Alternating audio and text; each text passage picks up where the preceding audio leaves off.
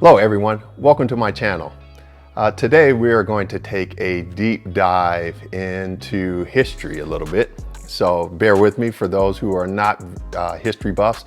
Hey, I myself was not really into history when I was in high school, but we're going to take a little bit of a deep dive into history with a little bit of humor, with a sprinkle of theology today, as we're exploring the topic that has shaped history, inspired art, influenced modern jewelry. We're talking about the cross. Now, let me first take you back a little bit to a trip that I recently took to Florence, Mississippi. I stumbled upon this restaurant. It was called Barry's. And they don't just serve food, they serve a side of faith along with it. Now the food is bomb, it's ridiculous. I mean, Southern food, fried chicken, macaroni and cheese, collard greens, apple pie, you name it, they had it. And so I'm getting hungry right now just thinking about it. But this place was different than any other place that I had ever been to, because out in front of the restaurant was this colossal cross. It was 110 feet tall, 64 feet wide, and supposedly it weighed a whopping 25 tons. It's like the Statue of Liberty of crosses. Now, the owners made quite a statement with this cross. And there was an individual who was really beneficial in regards to getting the cross set up and established in front of the restaurant. Her name was Sarah Abraham. And she said this, that the cross that was in front of this restaurant, it stood for victory in Jesus.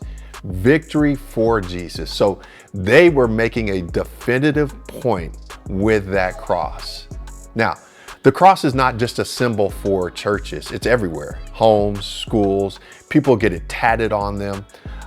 Did you know that it took a while for the cross to even become a popular Christian symbol?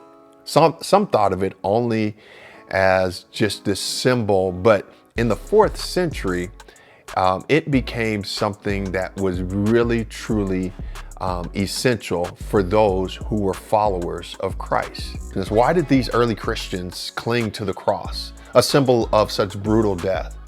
Well, the cross wasn't just a symbol, it was a powerful statement. It wasn't just about Jesus, but it was about Jesus Christ and Him crucified, turning a tool of Roman torture into a sign of victory. And so as we look at the cross, we're going to jump back again. I talked about history. We're going to go back a little bit and look at the crucifixion in antiquity. Now, picture this. You're living in a time where the worst criminals get nailed to wooden beams in the most public places. And if you thought that traffic was bad, imagine seeing crucifixions on your commute. Seriously. Crucifixion wasn't invented by the Romans, though. It dates back to actually the Persian Empire. It's believed that the Persian king Darius I loved a good impalement now and then. And so the Greeks, the Indians, the Assyrians, and even the Celts got in on the act, using crucifixion for punishment and sacrifice. But leave it to the Romans to perfect it. They made crucifixion an art form, a very grim art form. But it was reserved for slaves and the lowest classes. It was a brutal way to keep everyone in line. There was a Roman lawyer, his name was Cicero, and even he said this about the cross, that the cross should be far removed from the person of a Roman citizen. Basically, if you were a Roman citizen, you were safe from the cross. Everyone else, not so much.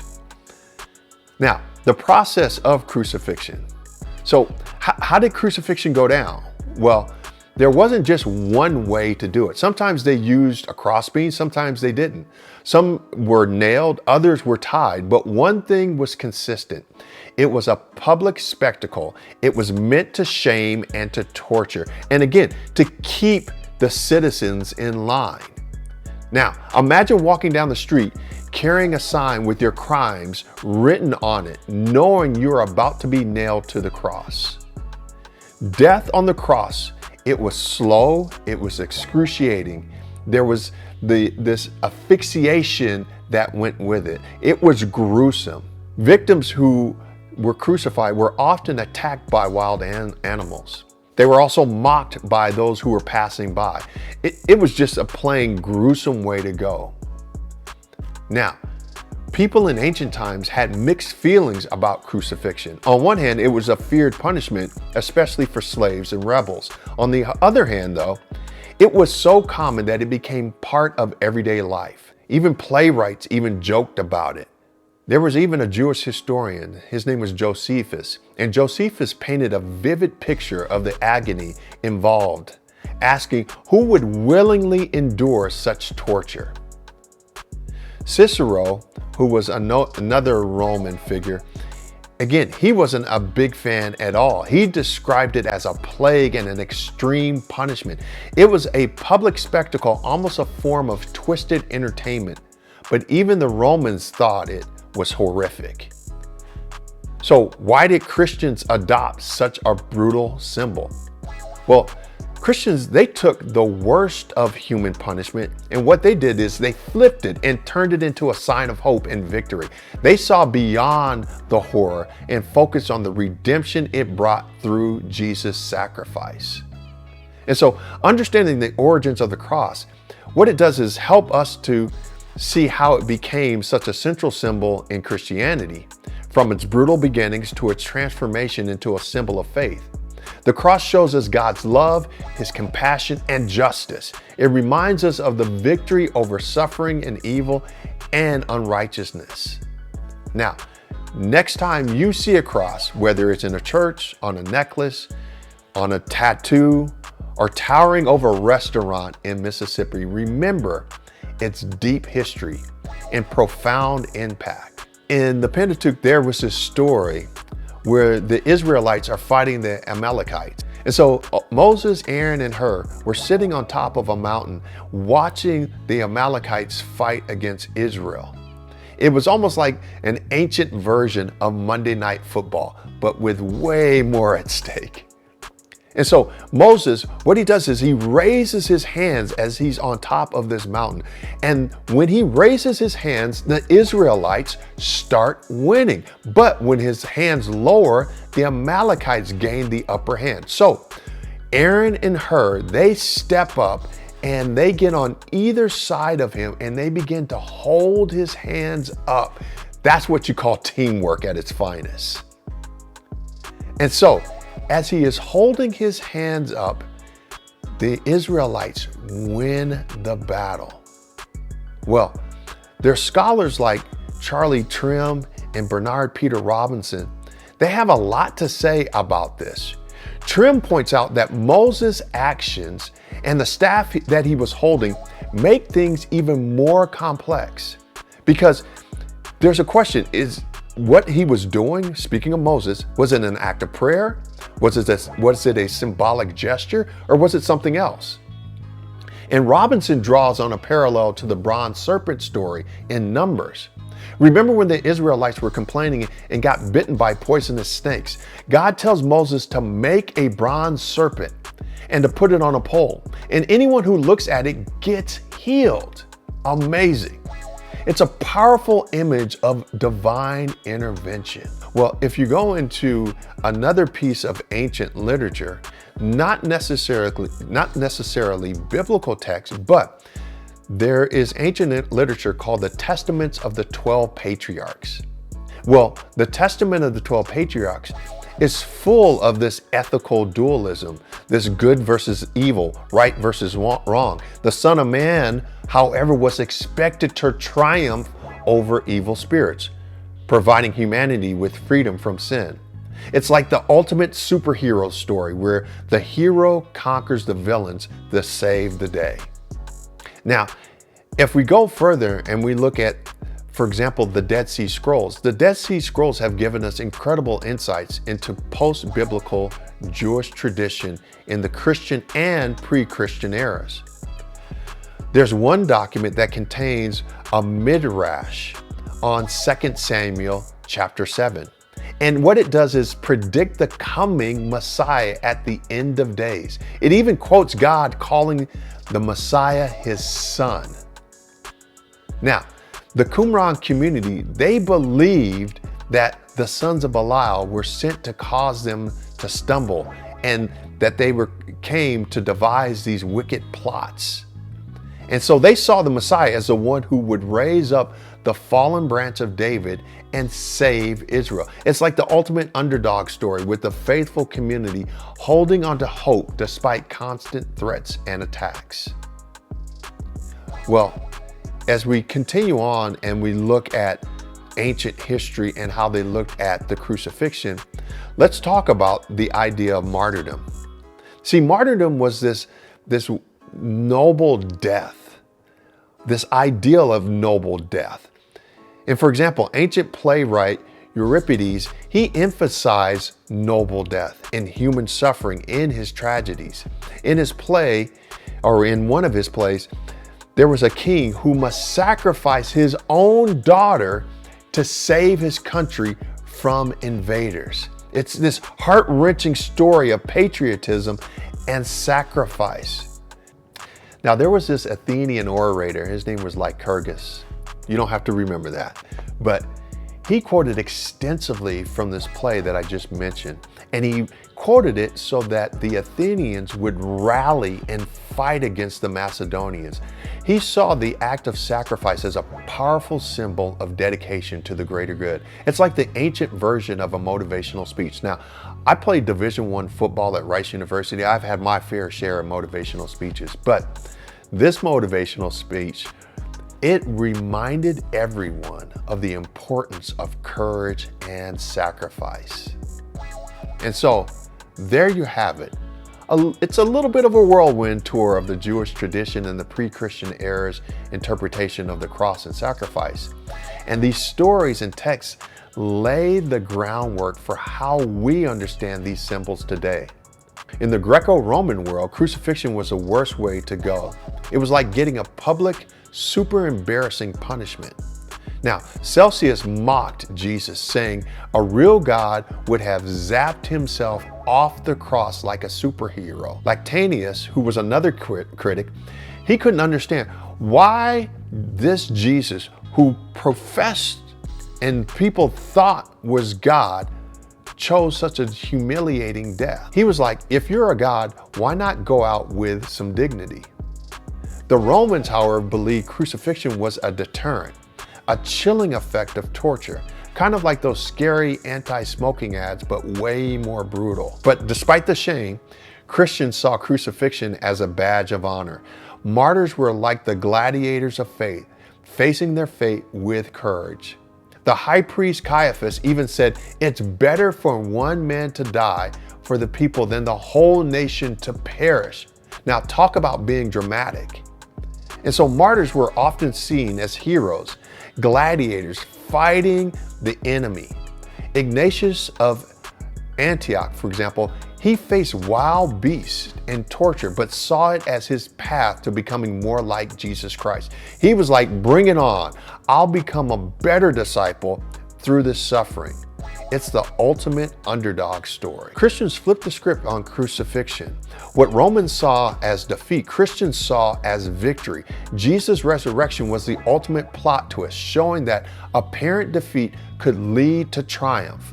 Women and enslaved people, often the lowest in society, found hope in Jesus' story. They saw themselves in his suffering and rose above their circumstances. It's like rooting for the least likely hero who ends up saving the day. And so there you have it, folks, the Greco-Roman world, how they saw Christianity, and more importantly, how they saw the cross. Even though they saw Christians as this weird, unsociable group, Christians turned every insult into a symbol of strength. Crucifixion, martyrdom, and the paradox of the cross all played a part in this epic tale of faith and resilience. According to Gunnar Samuelson, in Crucifixion in Antiquity, many scholars trace the origins of crucifixion back to Persia. Herodotus, the 5th century historian, he documented that Darius the king of Persia, likely impaled or crucified people as punishment. Now, talk about a harsh ruler. However, Samuelson throws a wrench in this theory. What he argues is this, that the real origins of crucifixion start with Jesus on the Mount of Calvary. Yes, you heard that right. Samuelson suggests that our understanding of crucifixion began with the Christian interpretation of Jesus' death. He says the origin of crucifixion is not to be found in Persia, but in the church.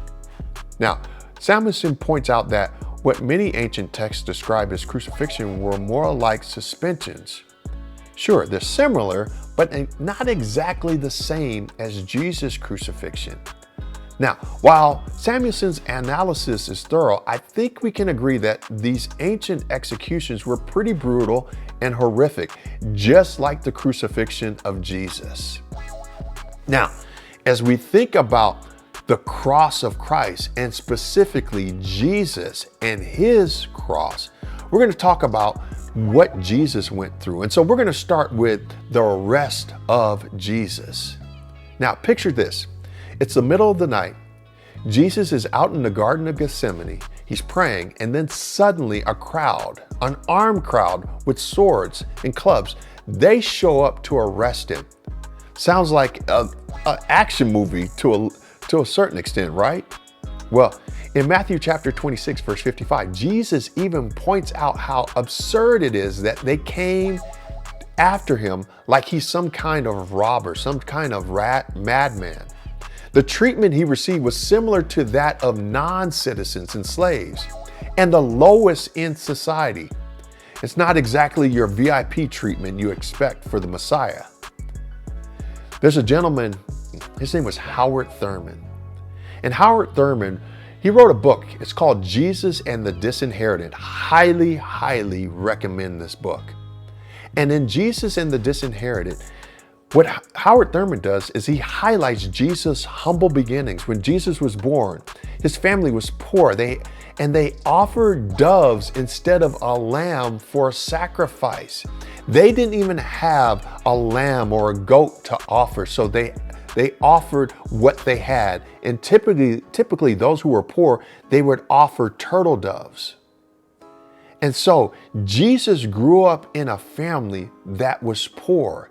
They were really kind of the low of society. And so Jesus knew a thing or two about being at the bottom of the social ladder. Well, as you go through and you look at what Jesus went through, he was arrested, but then he went to trial.